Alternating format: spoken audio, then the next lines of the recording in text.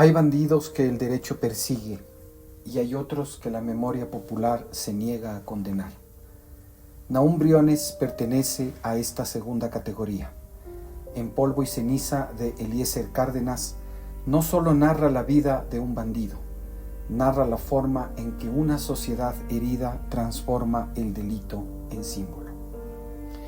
Esto es Crímenes Escritos, donde la literatura se encuentra con la justicia. Eliezer Cárdenas fue una de las voces más sólidas y profundamente sociales de la narrativa ecuatoriana contemporánea. Nacido en 1950 y fallecido en Cuenca en 2021, combinó su oficio de novelista, cuentista, periodista y dramaturgo con una mirada crítica sobre la exclusión, la memoria popular y la historia del país. Su obra más emblemática, Polvo y ceniza, publicada a finales de los años 70 y ganadora del Premio Nacional de Novela de la Casa de la Cultura Ecuatoriana, convirtió la figura legendaria de Nahum Briones en un símbolo de la marginalidad, la rebeldía y la justicia desde los olvidados. Su literatura se caracterizó por un fuerte arraigo a la tierra ecuatoriana, una sensibilidad humana notable y la capacidad de transformar personajes populares en mitos narrativos de enorme fuerza moral. La novela nos lleva a la sierra ecuatoriana profunda del sur del Ecuador, en la provincia de Loja, fronteriza con el Perú, a caminos de polvo, haciendas, pueblos olvidados y comunidades donde el Estado llega tarde o no llega nunca. En ese vacío emerge Nahum Briones, criminal para la ley, mito para la gente. Briones es un hombre de cuna pobre, nacido en medio de las injusticias y desigualdades sociales. No concibe la idea de aceptar el destino que le depara su condición económica y decide hacerse bandolero, pero con un propósito mucho más allá de su propia satisfacción personal. Cito: "Y el mes pasado mi hijo, el mayor, Nahum, empezó a robar. Medio costal de harina, 2 gallinas, unos aperos. El muchacho va por mal camino. Dice que no es justo ver podrir el grano de los hacendados en los trojes, mientras a nosotros el hambre nos enferma. Que los perros de don Julio Eguiguren coman carne cuando nosotros nos hemos olvidado de su sabor. Que no es justo que la hija de don Julio sea tan bonita, mientras su hermana, sin dientes a los 13 años, sea más fea y flaca que un alma del purgatorio. Que el hijo de don Julio tome un vapor para Europa y estudie abogacía y se haga poeta, mientras él, Nahum Briones, apenas si aprendió en 2 años de escuela la forma de las letras y no sepa del mundo más allá de los barrios de Cango Namá.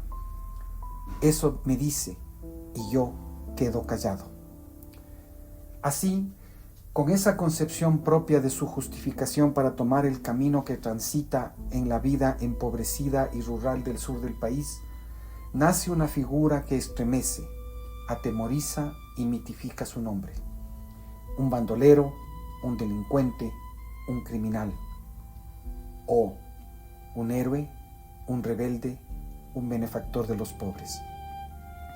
Su compañero de andanzas, Rindolfo, una noche le recuerda su ausencia de ambición personal. Cito: "Usted se ha quedado sin nada por repartir todo a los muertos de hambre, a los piojosos que ni siquiera agradecen, que le odian y son sus peores enemigos.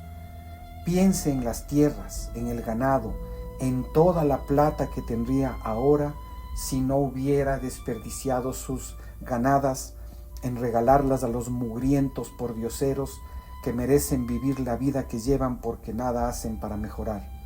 Piense, jefe, en la ropa elegante que podría usar, en los banquetes, jefe, que podría darse, en la importancia que da el dinero cuando se sabe administrarlo, jefe. Hasta las autoridades se olvidarían de usted, que es un ladrón, un reo, viéndolo elegante, platudo y generoso". Nos encontramos frente al particular caso en el que el delito deja de ser únicamente una infracción y empieza a convertirse en un relato de resistencia. ¿Puede la legitimidad social disputar el juicio moral del derecho? La ley lo juzgaría por liderar un grupo de delincuencia organizada de acuerdo con el artículo 369 del Código Orgánico Integral Penal y le esperaría una pena de 22 a 26 años de privación de libertad. Pero Nahum Briones murió sin pisar una sala de audiencias, escuchar un alegato de abogados o jueces y menos recibir una sentencia. Junto a sus lugartenientes fue emboscado en una quebrada por las fuerzas militares y acribillado hace casi 100 años a la edad de 33. Era un delincuente peligroso, no tanto por sus crímenes, que muchos otros se han cometido y peores que los de Briones, sino por sus motivaciones. Su muerte fue más que un simple episodio de un enfrentamiento entre las fuerzas del orden y un grupo de bandidos. Fue un mensaje, un escarmiento, una alerta. El verdadero protagonista de la novela no es solo Nahum Briones y sus fechorías, sino décadas de abandono, pobreza, exclusión, desigualdad territorial y falta de oportunidades. En esas condiciones, es mucho más factible que la violencia se convierta en la salida, en la vía ante estos síntomas sociales de falta de inclusión y oportunidades. Esta es una vasta y compleja discusión que la criminología y el derecho penal han abordado a lo largo de muchas décadas.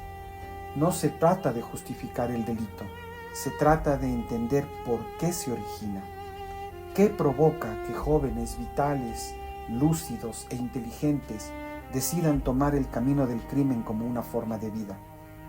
¿Qué les impulsa a convertirse en mulas, gatilleros, traficantes, ladrones, en medio de verdaderas industrias criminales en la que los raudales de dinero fluyen para comprar vidas, autoridades, leyes y conciencias?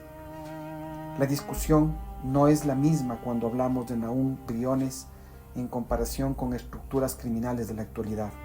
Son circunstancias diferentes, momentos diferentes, motivos diferentes.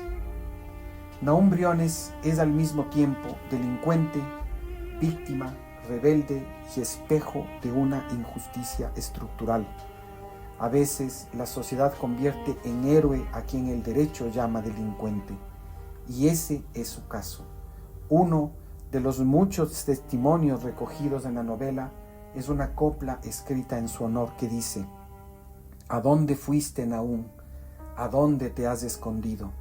¿Dónde entierran al amigo de la frontera del sur? ¿Dónde te pondré la cruz si tu cuerpo anda perdido? La novela construye memorias sobre la sierra del sur del Ecuador, el campesinado y las heridas históricas de la exclusión. No solo habla de un hombre bandido, mito o héroe sin bandera, habla del país que lo produce.